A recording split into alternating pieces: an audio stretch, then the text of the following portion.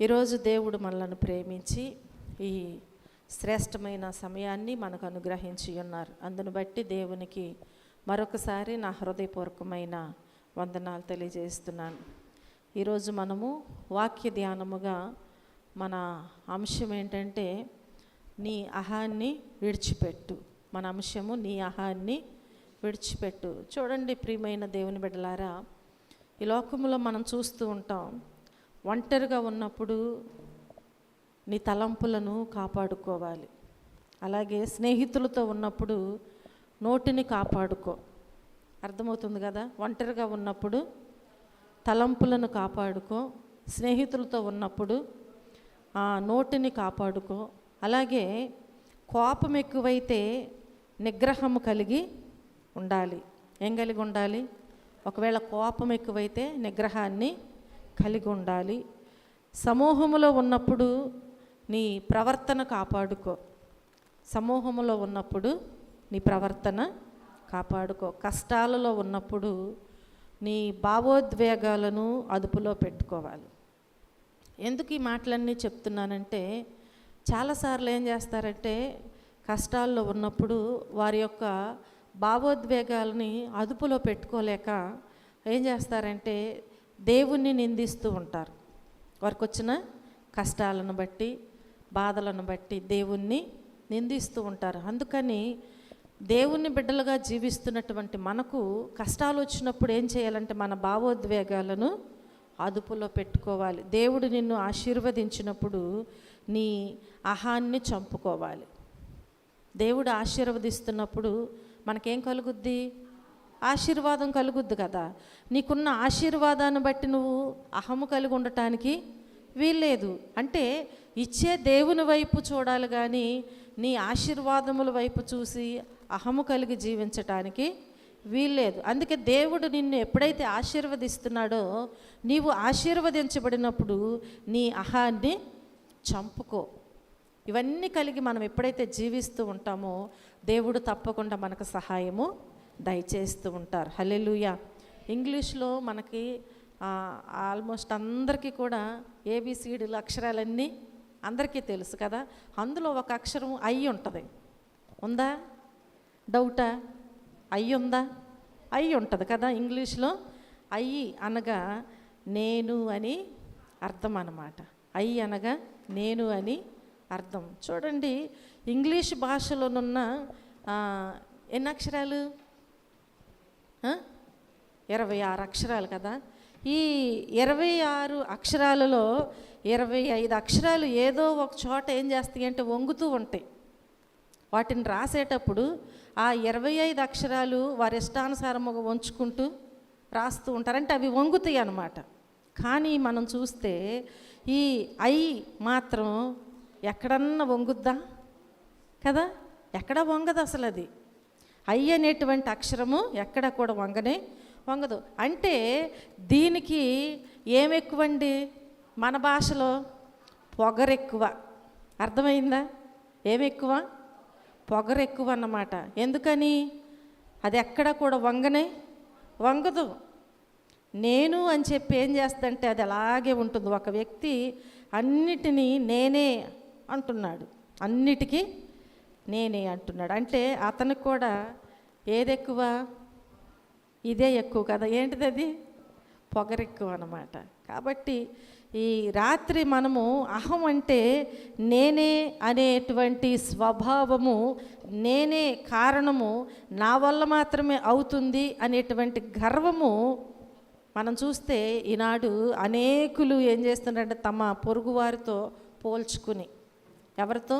తమ పొరుగువారితో పోల్చుకుని వారి విలాసవంతమైనటువంటి ఆ జీవితాన్ని చూసుకుని ఈ స్థితికి మా పరిశుద్ధతే, మా నీతే కారణమని చెప్పి వారికి వారే ఏం చేసుకుంటారంటే సర్టిఫికేట్ ఇచ్చేసుకుంటారు. ఒక్క విషయంలో మనం చూస్తే అంటే వారికి ఎవరు ఇవ్వవసరంలా.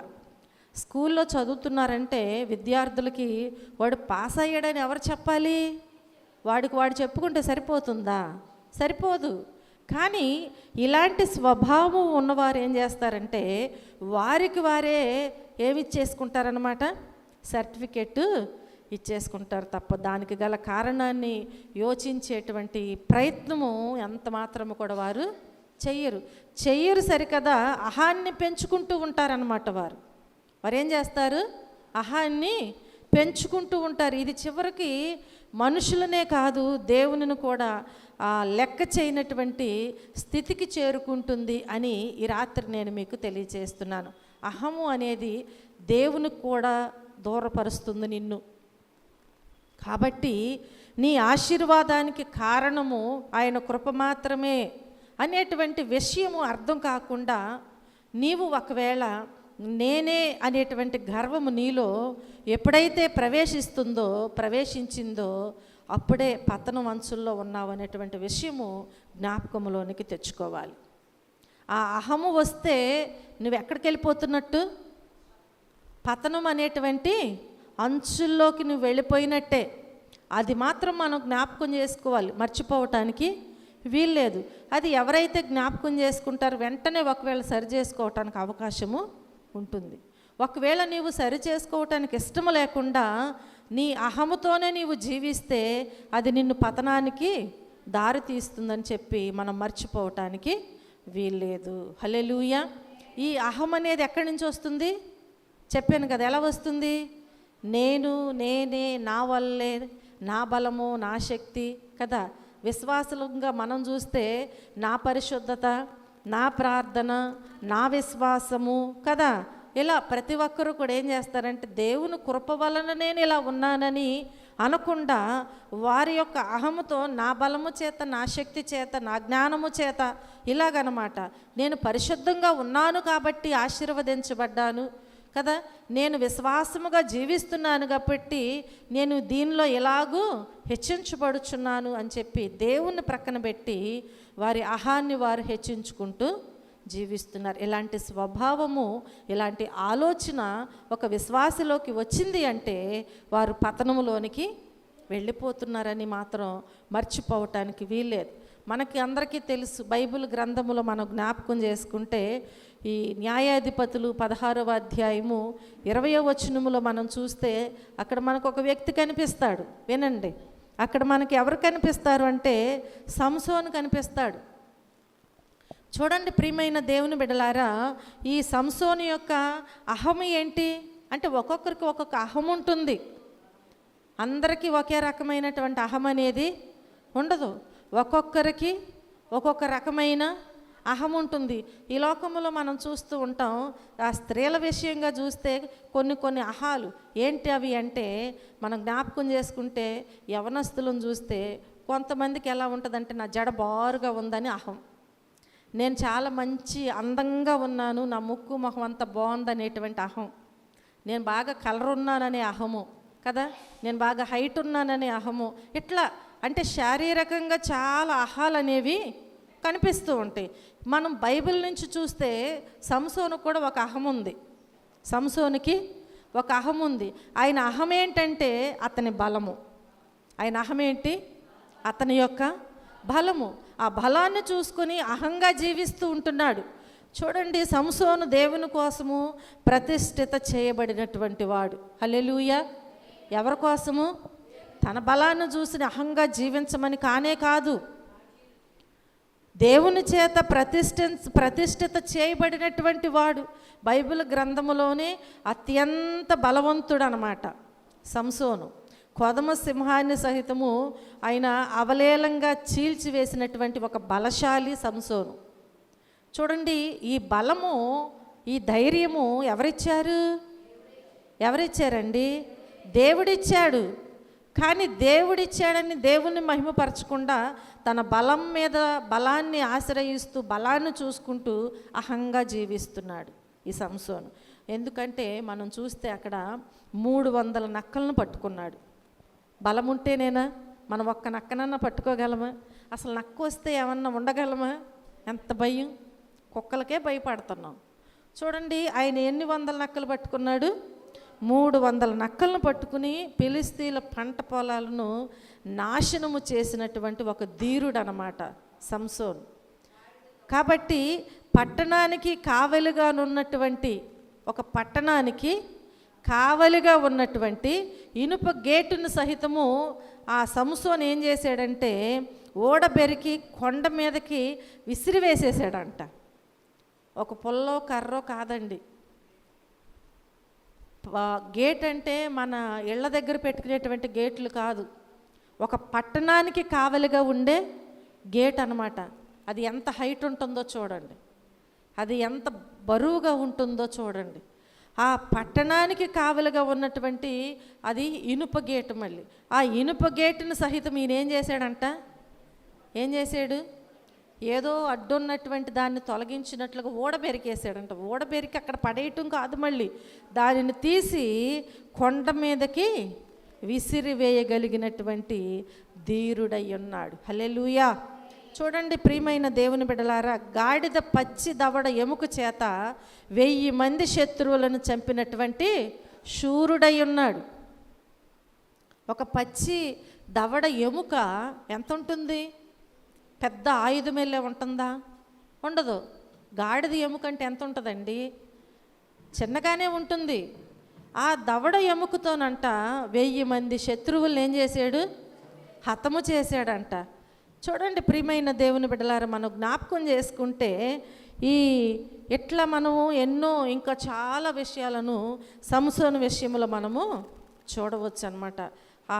మనం జ్ఞాపకం చేసుకుంటే ఆమె సంసోను ఏమంటుంది? ఫిలిష్తీయులు నీ మీద పడుచున్నారు అంటుంది.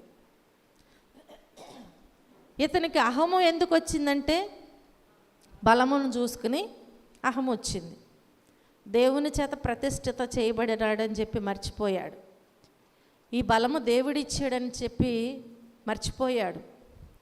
నేను వీరుడిని కదా, శూరుడిని కదా, నేను ధీరుడిని కదా అని చెప్పి తన బలాన్ని చూసుకుని అహము కలిగి జీవిస్తూ వెళ్ళకూడనటువంటి ప్రదేశాలకు, చేరకూడనటువంటి స్త్రీ దగ్గరకు వెళ్ళాడు. కాబట్టి ఇప్పుడు ఆ స్త్రీ అంటుంది కదా, ఆమె ఏమంటుందంటే సంసోను ఫిలిష్తీయులు నీ మీద పడుచున్నారు అంటుంది. అనగానే నిద్ర మేలుకుని ఎప్పటి ఎట్లుగా నేను బయలుదేరి ఏమనుకుంటున్నాడు? తన బలము తన వెంట్రుకలలో ఉంది కదా, విడజిమ్ముకొందును అనుకున్నాడంట. నా బలము నాతోనే ఉంటుంది కదా, ఇది నా బలము నా శక్తి కదా అనే అహంతో ఉన్నాడు కదా.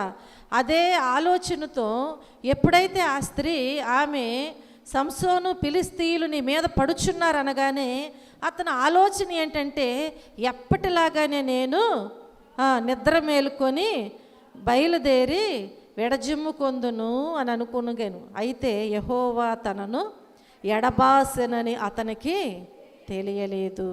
జాగ్రత్త.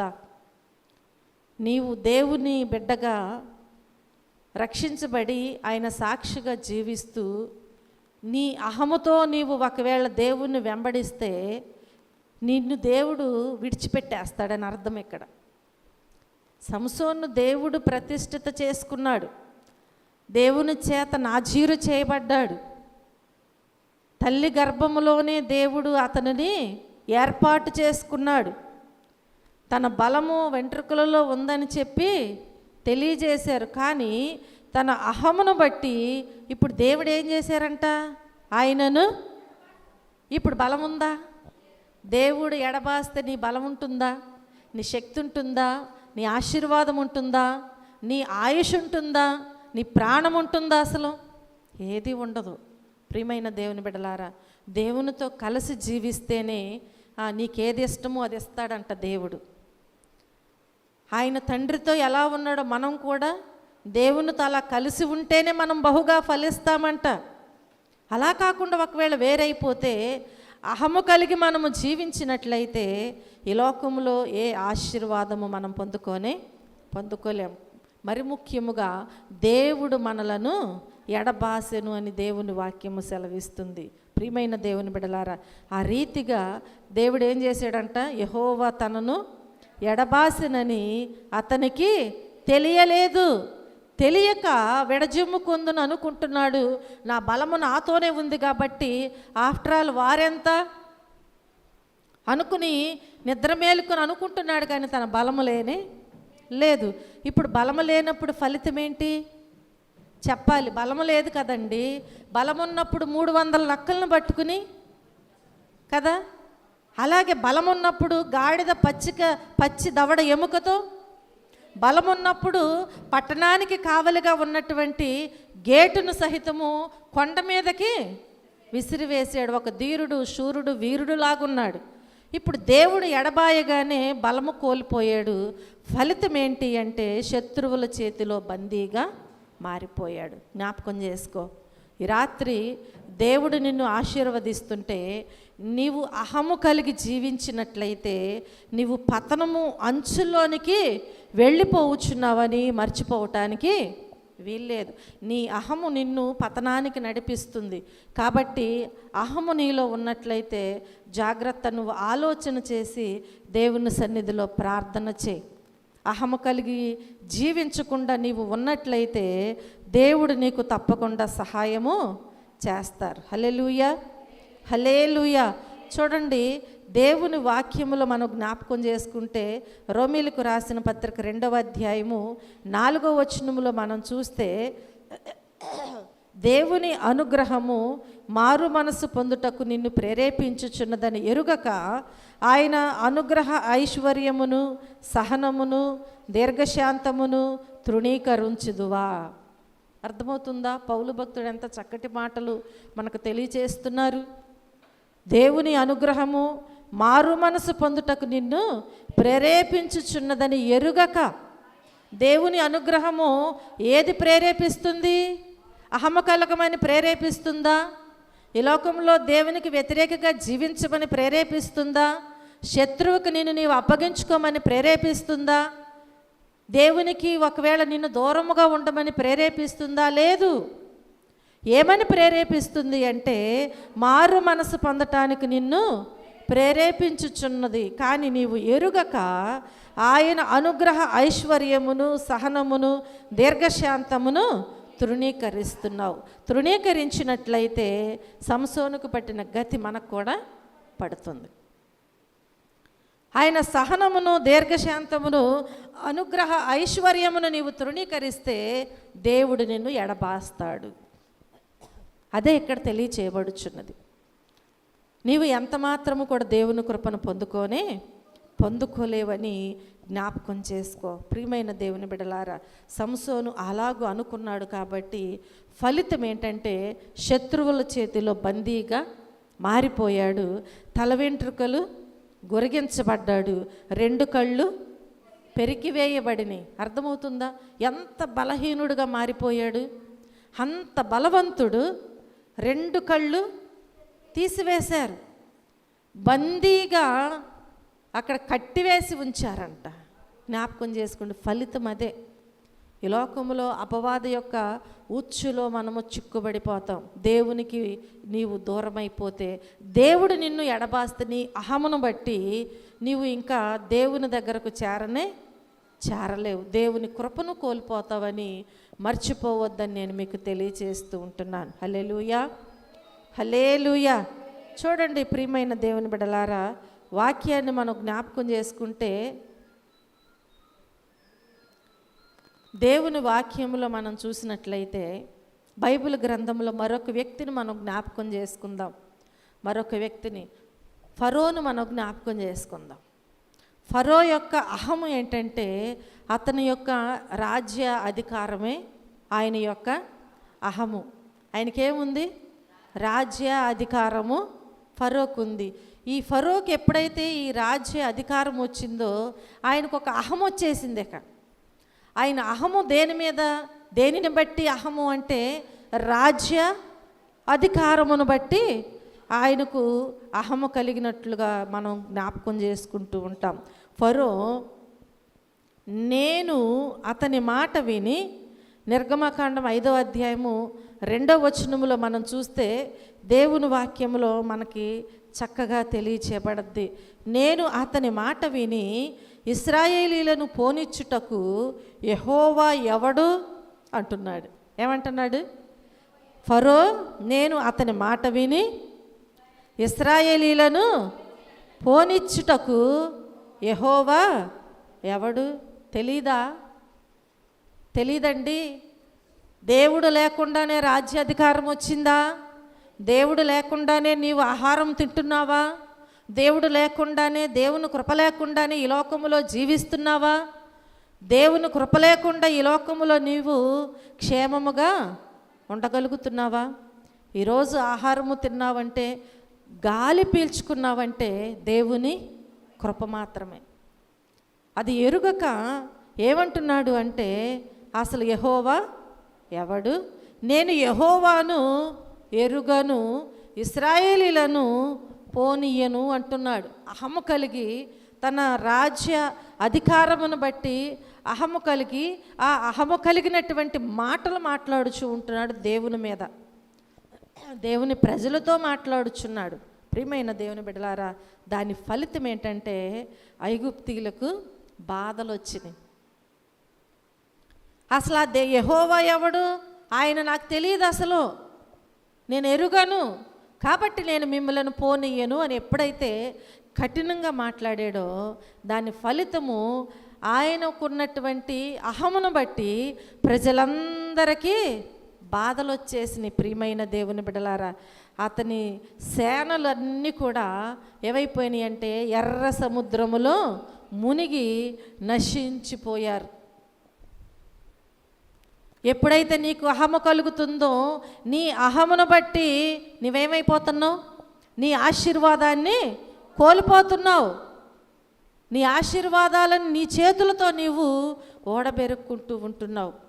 అతని అహమును బట్టి తన సైన్యమంతా కూడా ఎర్ర సముద్రములో తన సేనలన్నీ కూడా మునిగిపోయి నశించిపోయి, ఐగుప్తీయులకు అనేకమైన బాధలు, తెగుళ్ళు, మనకు తెలుసు కదా అవన్నీ.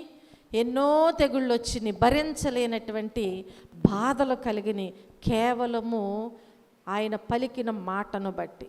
ఒక మాట నీవు పలుకుతున్నావు అంటే నీలో ఎంత అహముందో ఎదుటివానికి అర్థమైపోతుంది.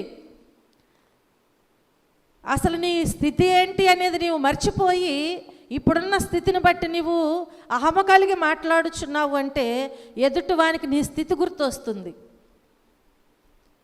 కానీ నీవైతే మర్చిపోతున్నావు. కానీ దేవుడు నిన్ను మర్చిపోయే దేవుడు కాదు.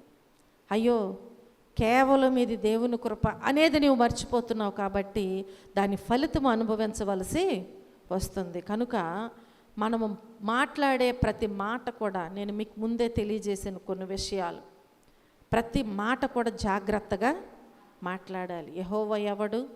అసలు నేను ఎరుగను కదా, నేను ఎందుకు పోనివ్వాలి మిమ్మల్ని? దేవుని భయము లేదు. నా అధికారముతో నేను ఏదైనా మాట్లాడవచ్చు, నాకున్న అధికారమును బట్టి నేను ఎలాగైనా ప్రవర్తించవచ్చు అనుకున్నాడు. ఫలితము ఎంతగానో బాధలను అనుభవించి నశించిపోయినట్లుగా దేవుని వాక్యములో మనము చూస్తూ ఉంటాం. హల్లెలూయా. మరొక వ్యక్తిని మనం జ్ఞాపకం చేసుకుంటే నెబుకద్నెజరు ఉన్నాడు బైబిల్లో నుంచి. ఎవరున్నారు? నెబుకద్నెజరు. ఈ నెబుకద్నెజరు అహం ఏంటంటే అతని బలాధికారం అన్నమాట. నెబుకద్నెజరు యొక్క అహం ఏంటి? అతని యొక్క బల అధికారం. ఫరో యొక్క అహము రాజ్యాధికారం, నెబుకద్నెజరు యొక్క అహము బలాధికారం అన్నమాట.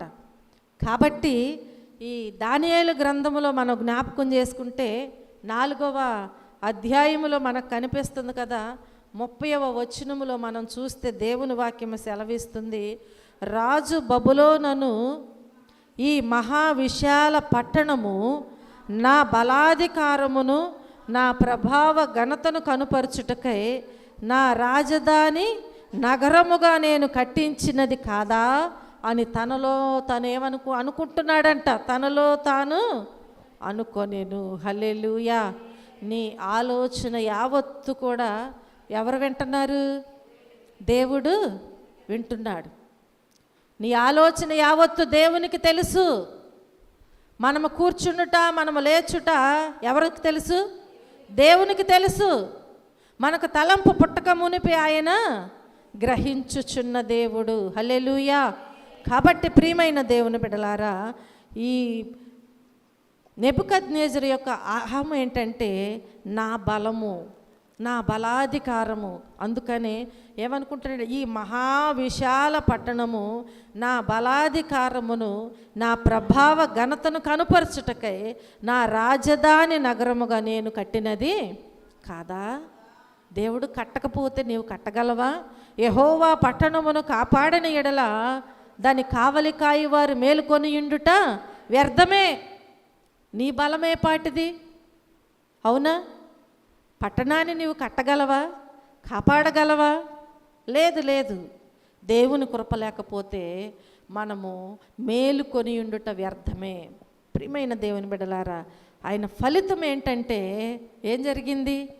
తన బలాన్ని, తన అధికారాన్ని చూసుకుని యెహోవా దేవునికి చెందవలసిన మహిమను, ఘనతను తనకు తానే చెందించుకుంటూ మాట్లాడుచు దేవునికి వ్యతిరేకముగా తను ప్రవర్తిస్తూ జీవిస్తూ దేవుని సన్నిధిని మర్చిపోయి ఆయన అహముతో జీవించాడు. కాబట్టి దేవుడు ఆయనను ఏం చేశాడు తెలుసా?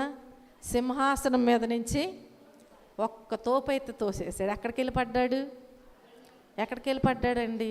జాగ్రత్త. ఆయన మర్చిపోతే వెళ్ళి మట్టిలో కూర్చోవాలి మనం. ఒక్క క్షణము మర్చిపోయాడంటే మనం ఎక్కడ కూర్చోవాలి? మట్టిలో పెట్టేస్తారంతే. జ్ఞాపకం చేసుకోండి.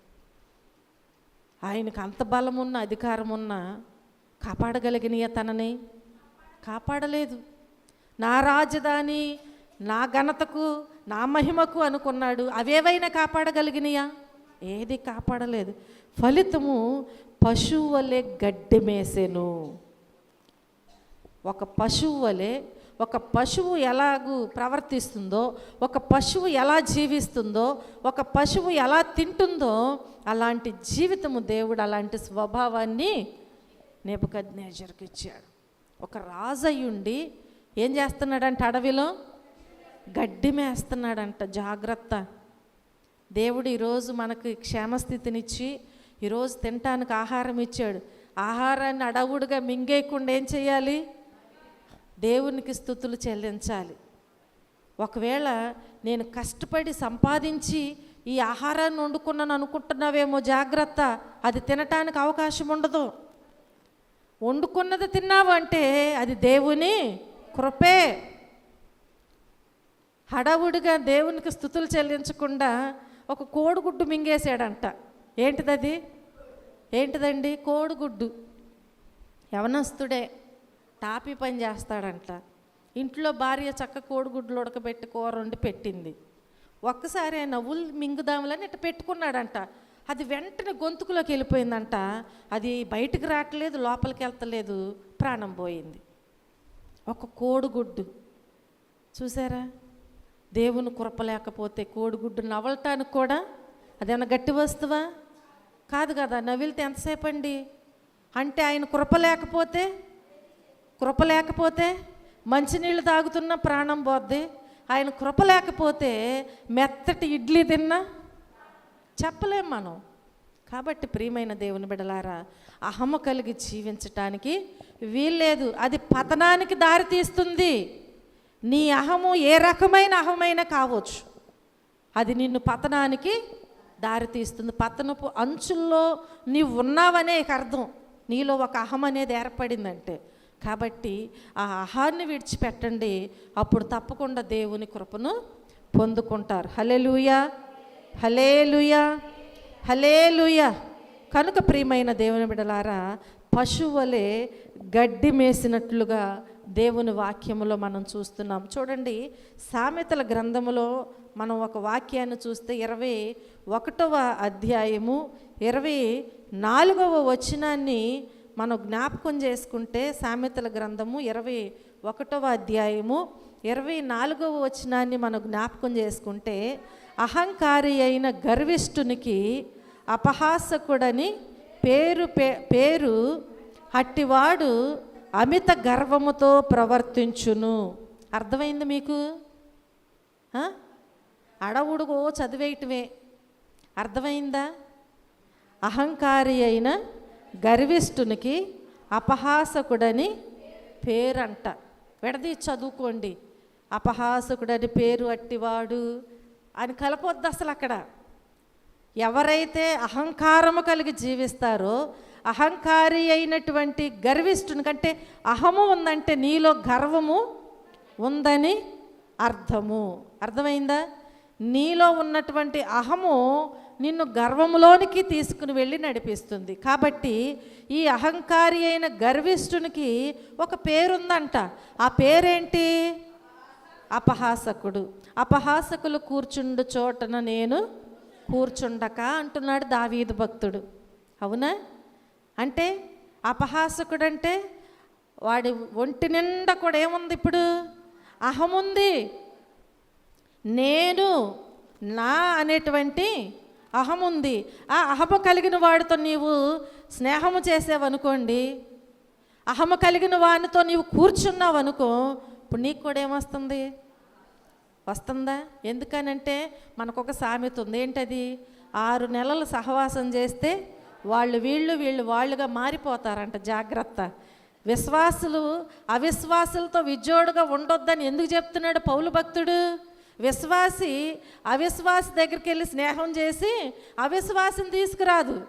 అవిశ్వాసిలో ఉన్న అవిశ్వాసాన్ని ఈమెలోకి పెంచుకుంటుంది, పోషించుకుంటుంది.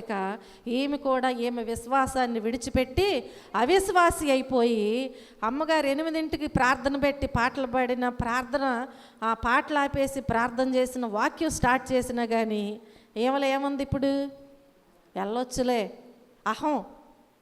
డ్యూటీలకి వెళ్ళి వస్తున్నారా? డ్యూటీలకి వెళ్ళి వచ్చిన వాళ్ళు లేటుకు వస్తారు. పొలం వెళ్ళాలంటే అమ్మో తొందరగా వెళ్ళిపోతే కొంచెం లేటుకి వెళ్తే అసలు ఊరుకోడు అని చెప్పి ఏం చేస్తారు? హడావుడిగా పరిగెత్తుతారు. కానీ దేవుని మందిరానికి పాటలు అయిపోయినాక వెళ్ళొచ్చులే, ప్రార్థన అయిపోయినాక వెళ్ళొచ్చులే అంటే మీలో ఏముంది? ఇప్పుడు మీరే చెప్పండి. ఉందా లేదండి? ఏముంది మీలో? నిర్లక్ష్యం ఉందంటే ఏముంది? అవిశ్వాసం ఉందంటే ఏముంది కదా? ఆ అహముండ బట్టే వెళ్ళొచ్చులే, అదొక అహం అన్నమాట. సంసోనుకు ఒక రకమైన అహము కదా. ఇంకెవరికి చెప్పాను? ఫరోకు ఒక రకమైన అహము, ఇంకా నెబుకద్నెజరుకు ఒక రకమైన అహం. అయితే నీకు ఒక రకమైన అహము. అహాన్ని విడిచిపెడితే దేవుని సన్నిధికి పెందలకాడ వస్తావు. పెందలకాడ వస్తే దేవునితో సంపూర్ణంగా సహవాసం చేస్తావు. సంపూర్ణమైన సహవాసం చేస్తే నీ విశ్వాసం పరిపూర్ణమవుతుంది. అలా కాకుండా నువ్వు సగం భక్తి చేస్తే, నీవు అవిశ్వాసతో కలిసి పొలం వెళ్ళినా, ప్రక్కన కూర్చున్నా, ఎక్కడ నడిచినా, ఎక్కడ మాట్లాడినా నీవు కూడా అవిశ్వాసులతో సముజ్జిగా మాట్లాడతావు. కానీ ఒక విశ్వాసగా నీవు ఉండలేవు. కాబట్టి ప్రియమైన దేవుని బిడ్డలారా, నీ అహాన్ని విడిచిపెట్టు. ఒక నైట్లే కాదు, చాలామంది దేవుణ్ణి తెలుసుకున్న కొత్తలో ఉన్నట్టుగా ఉండగా ఉంటలా. మరికొంతమంది అయితే అనుకున్న సీరియల్ అయినాకే వస్తున్నారు. అవునా? దేవుని మందిరంలో అబద్ధాలు ఆడుకోకూడదు. అనుకున్న సీరియల్ అయిన తర్వాతే ఇంట్లో చక్కగా అన్నీ చక్కబెట్టుకుని, ప్రార్థన లేట్ అయినా పర్వాలేదు, ఒక 10 నిమిషాలు కూర్చొని మళ్ళీ వెళ్ళిపోతాం కదా. చక్కబెట్టుకొని వచ్చి ఆ 10 నిమిషాలు కూడా వాక్యం వింటారు, లేకపోతే లేదు, ఇంటికి వెళ్ళిపోతారు. ఏం ఉపయోగం ఉంది? దీనివల్ల నీకు ప్రయోజనం ఉందా? దేవుడేమైనా సంతోషిస్తాడా? అసలు నిన్ను రమ్మన్న వాడు ఎవడు అంటున్నాడు దేవుడు. అవును కదా? జ్ఞాపకం చేసుకోండి ప్రియమైన దేవుని బిడ్డలారా. అందుకని మహాజ్ఞాని కాబట్టి జ్ఞానము కలిగినటువంటి మాటలు మాట్లాడుతున్నారు. ఇక్కడ ఏమని మాట్లాడుతున్నారు? అహంకారి అయిన గర్విష్ఠునికి ఏం పేరంట? అపహాసకుడు అని పేరంట. అపహాసకులు కూర్చుండు చోటన నేను కూర్చుండనయ్యా అని దేవుని దగ్గర నిబంధన చేసుకుంటున్నాడు దావీదు భక్తుడు. ఎందుకంటే వాడు ఒంటి నిండా అహం ఉంది కాబట్టి, వాడికి దేవుడు అహంకారాన్ని పేరు పెట్టారు కాబట్టి, ఆ అహము కలిగిన వానితో నేను సహవాసము చేయను. అహము కలిగి జీవించిన వారు ఎలాగూ వారు పతనమైపోయారు కాబట్టి ఆ జాబితాలకు నేను వెళ్ళనయ్యా అంటున్నాడు. కానీ మనమేమో దేవుని కృపను పొందుకుంటూ అదే జాబితాలోకి వెళ్ళటానికి ప్రయాణం చేస్తూ ఉంటున్నాం. జ్ఞాపకం చేసుకోండి, అలాంటి జీవితం కలిగి ఉండకూడదు అని దేవుడు మనకు సెలవిస్తూ ఉంటున్నాడు. చూడండి, ప్రసంగి గ్రంథములో దేవుని వాక్యం మనకు తెలియచేయబడింది. 7వ అధ్యాయము 8వ వచనములో చూస్తే, అహంకారము గలవాని కంటే శాంతము గలవాడు శ్రేష్ఠుడు అని తెలియజేస్తున్నాడు. మహాజ్ఞాని అయిన సొలొమోను భక్తుడు సెలవిస్తున్నటువంటి మాట ఏంటంటే, అహంకారము గలవాని కంటే శాంతము గలవాడు శ్రేష్ఠుడు. హల్లెలూయా. ఎవరు శ్రేష్ఠులు? ఇప్పుడు ఎవరు శ్రేష్ఠులండి? శాంతము కలిగినటువంటి వాడు శ్రేష్ఠుడు. శాంతము లేకుండా అహంకారము కలిగి జీవిస్తే నీ అహంకారమును బట్టి ఎన్నో సమస్యలు వస్తూ ఉంటాయి. అదే శాంతముతో జాగ్రత్తగా చూసుకుంటే నీ సమస్యలు దేవుడు తప్పకుండా పరిష్కరిస్తూ ఉంటారు. ఆయనే పరిష్కరిస్తారు కాబట్టి నీకు ఏ భయము అవసరం లేదు. కాబట్టి ప్రియమైన దేవుని బిడ్డలారా, దేవుడు మనల్ని ఆశీర్వదిస్తున్నప్పుడు ఆయన అత్యున్నతమైనటువంటి కృపకై ఆయనను స్తుతించే వారముగా ఉండాలి. కానీ మనము నా పరిశుద్ధతే, నా జ్ఞానమే, నా బలమే కారణమని నిన్ను నీవు మోసపరుచుకుని పతనాన్ని కొని తెచ్చుకోకుండా ఆయన అనుగ్రహ ఐశ్వర్యానికి కారణమేమిటో అని యోచించాలి. దేవుడు మనకు జ్ఞానం ఇచ్చాడు కదా, యోచించు. ఏదైనా ఒక వస్తువు కొనేటప్పుడు ఎంత జాగ్రత్తగా యోచిస్తారు, ఇది మంచిదా ఇది మంచిదా అని, అవునా? కాబట్టి నువ్వు యోచించి దానిని తెలుసుకోవాలి. హల్లెలూయా, హల్లెలూయా. కనుక ప్రియమైన దేవుని బిడ్డలారా, అలాగ యోచించి ప్రభువు కొరకు మనము జీవించాలి. అలాగ జీవించు. ఆ రీతిగా మన జీవితములను సిద్ధపరచుకున్నట్లయితే దేవుని కృప తప్పకుండా మనకి అనుగ్రహించబడుతుంది. అలాంటి కృపా భాగ్యము దేవుడు మనందరికీ అనుగ్రహించునుగాక. అర్థమవుతుందా? అలాంటి కృప దేవుడు మనకు అనుగ్రహించాలి అంటే మనలో ఉన్న అహాన్ని మనము విడిచిపెట్టేయాలి. అహము కలిగి జీవిస్తున్నామన్న ఆలోచన నీలోకి వస్తే వెంటనే దేనిని బట్టి నాలోకి ఈ అహం వచ్చిందని నువ్వు పరిశీలన చేసుకుని దాన్ని విడిచిపెడితే జాగ్రత్తగా జీవిస్తావు. అలాంటి అపహాసకులతో ఉండవన్నమాట. అప్పుడు ఒంటరిగా ఉన్నప్పుడు నీ తలంపులను కాపాడుకుంటావు నీవు తప్పకుండా. అలాగే స్నేహితులతో ఉన్నప్పుడు నీ నోటిని కాపాడుకుంటావు. ఎందుకని? నీకు అహము లేదు కాబట్టి. అహము ఉంటే స్నేహితులతో ఉన్న అహంగానే మాట్లాడతావు. అలాగే ఒంటరిగా ఉన్నట్ట నీ తలంపులన్నీ కూడా అహంగానే ఉంటాయి అన్నమాట. అంటే నాకేంటి, తనేమంటున్నాడు, ఒంటరిగా పండుకుని నాకేంటి, అనేక సంవత్సరములకు సరిపడా ఆహారాన్ని సిద్ధపరచు అంటే తలంపులు కూడా అహము కలిగి ఉంటే అవి అహంగానే వస్తాయి అన్నమాట. నా ప్రాణమా తిని తాగి సుఖించు. తన తలంపు ఎంత అహము కలిగి ఉంది, దేవుణ్ణి స్తుతించకుండా. కాబట్టి ప్రియమైన దేవుని బిడ్డలారా, నీవు ఎప్పుడైతే అహమును విడిచిపెడతావో నీవు నీ తలంపులను కాపాడుకుంటావు, నీ నోటిని కాపాడుకుంటావు. కోపం ఎక్కువైతే నీవు నిగ్రహాన్ని కలిగి జీవిస్తావు. సమూహములో ఉన్నప్పుడు నీ ప్రవర్తనను కాపాడుకుంటూ ఉంటావు.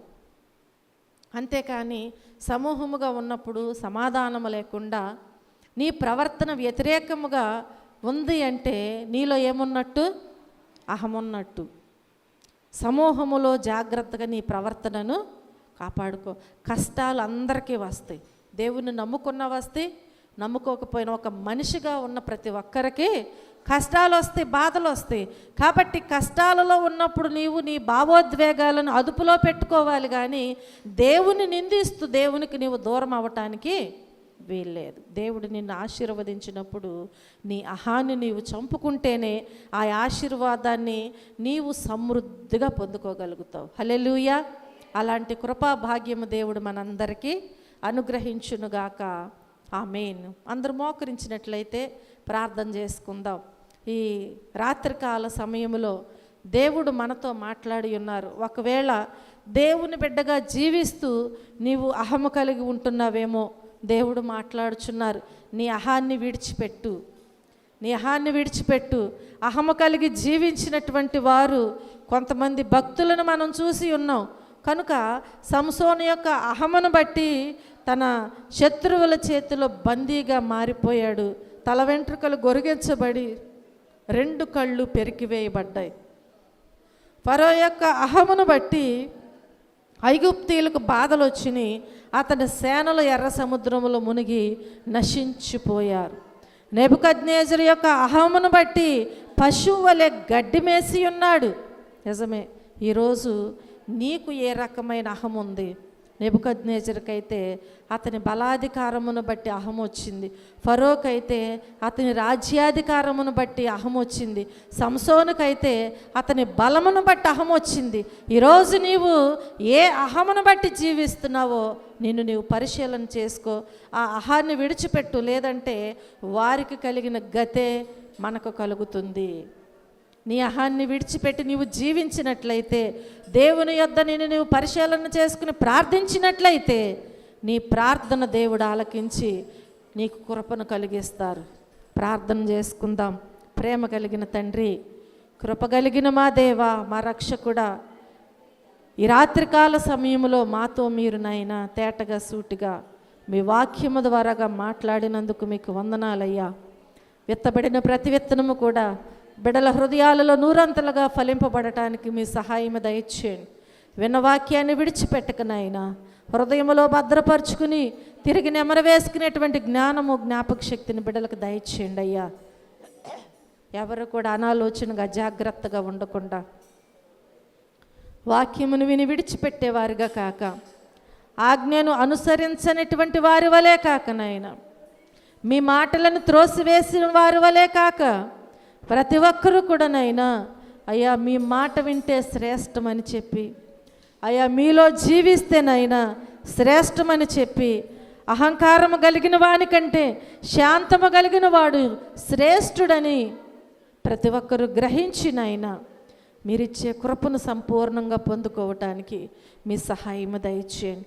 ప్రతి ఒక్కరూ ఆ రీతిగా పరిశీలన చేసుకుని మీ సన్నిధిలో ప్రార్థించి, అయ్యా మీ సన్నిధిలో బలవంతులుగా, విశ్వాసములోనైనా బలవంతులుగా సాగిపోవటానికి సహాయం దయచేయండి. దయగలిగిన దేవా, అయ్యా ఇదిగో మా వైపు మేము చూసుకోకుండా, మా బలము వైపు, శక్తి వైపు చూడక నాయన, నడిపించే దేవుని వైపు చూస్తూ, కృప చూపించే దేవుని వైపు చూస్తూ, కాపాడే దేవుని వైపు చూస్తూ, ఆదరించే దేవుని వైపు చూస్తూ, జీవమునిచ్చే దేవుని వైపు చూస్తూ ముందుకు సాగిపోవటానికి సహాయం చేయండి. ఇన్ని ఇస్తున్నటువంటి దేవుని కొరకే జీవిస్తున్నాయన, దేవునికే మహిమ, ఘనత, ప్రభావములు ఆరోపిస్తూ జీవించటానికి మీ కృపా సహాయం అందించండి. ఈ రాత్రినైనా బిడలు విన్న వాక్యాన్ని హృదయంలో భద్రపరుచుకుని తిరిగి నెమరు వేసుకునే జ్ఞానమును దయచేయండి.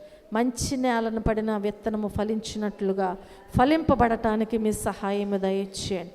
ఈ రీతిగానైనా బిడ్డలందరినీ మీరే బలపరచండి, సంఘమును బలపరచండి అయ్యా, కృప చూపించండి. నశించిపోవచ్చున్న వారిని రక్షించండి నాయనా.